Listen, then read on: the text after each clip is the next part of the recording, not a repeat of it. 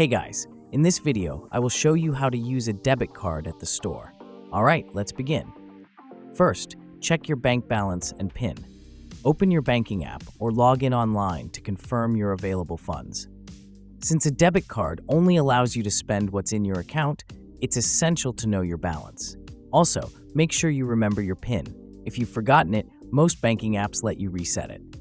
Next, head to the store with your debit card. After picking your items, go to the checkout counter and place them on the belt. When the cashier gives you the total, let them know you're paying with a debit card. Now, use the PIN pad. There are 3 ways to pay. 1. Insert the card. If your card has a chip, insert it chip first and face up, then follow the prompts. Enter your PIN when asked and press enter.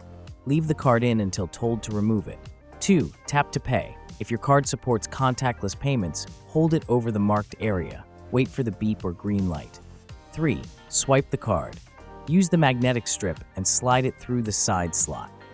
If available, you can select a cashback option before completing the transaction. Choose the amount, and it will be added to your total. So that's basically how you can use a debit card at the store.